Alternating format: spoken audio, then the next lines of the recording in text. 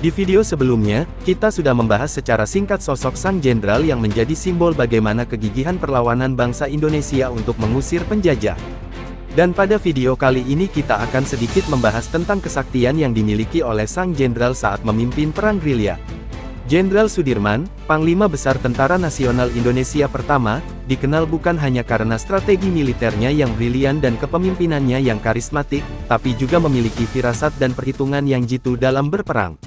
Berbagai sumber buku dan cerita tutur rakyat, sosoknya sering digambarkan memiliki kekuatan luar biasa, seolah dilindungi oleh kekuatan yang tidak berasal dari dirinya. Salah satu sumber menyebut bahwa meski mengidap penyakit tuberkulosis yang parah, Jenderal Sudirman tetap memimpin gerilya selama lebih dari 7 bulan. Dalam buku, Sudirman, Seorang Panglima, Seorang Martir, karya Nugroho Noto Susanto, diceritakan bagaimana beliau tetap teguh bergerilya sambil ditandu, melewati hutan dan gunung tanpa mengeluh. Banyak yang percaya bahwa daya tahannya yang luar biasa itu bukan semata kekuatan fisik, melainkan bagian dari kekuatan spiritual yang dimilikinya. Selain itu, dalam beberapa versi cerita dari veteran perang, disebutkan bahwa kehadiran Jenderal Sudirman sering tidak terdeteksi oleh pasukan musuh. Dalam buku Perang Gerilya Jenderal Sudirman, karya Deka Wardani, disebutkan bahwa banyak tentara Belanda kebingungan karena kehilangan jejak pasukannya, seolah-olah mereka bisa menghilang begitu saja. Hal ini memperkuat kepercayaan bahwa sang jenderal memiliki kemampuan untuk menyamarkan keberadaannya. Konon, meski tubuhnya lemah dan paru-parunya sakit, Sudirman tak pernah surut semangat.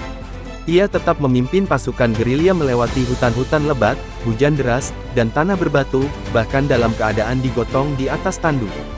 Tapi inilah keajaibannya, setiap kali pasukan musuh mendekat, kabut tebal turun dari langit, menyelubungi gerilyawan dan menyembunyikan mereka dari mata penjajah.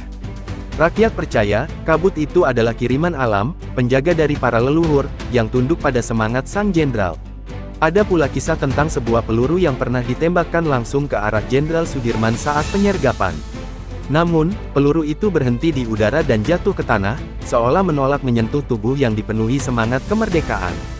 Tentara yang melihat kejadian itu gemetar ketakutan, dan banyak di antara mereka yang memilih mundur tanpa perlawanan. Para prajurit percaya, Sudirman memiliki kesaktian batin yang luar biasa. Ia dapat merasakan bahaya sebelum datang, mengetahui niat musuh dari kejauhan, dan menyatukan suara rakyat dalam satu semangat perjuangan. Namun kesaktian sejatinya bukanlah ilmu kebal atau kekuatan gaib. Kesaktian Sudirman terletak pada keyakinan dan cinta tanah airnya yang tak tergoyahkan. Ia adalah perwujudan dari semangat rakyat yang tak mau dijajah lagi, dari tekad yang mampu menggerakkan gunung dan mengalahkan rasa takut. Jenderal Sudirman bukan hanya panglima perang. Ia adalah legenda, dan dalam cerita-cerita rakyat yang terus diturunkan, ia tetap hidup, berjalan di antara pohon-pohon hutan, menjaga tanah air ini dalam diam.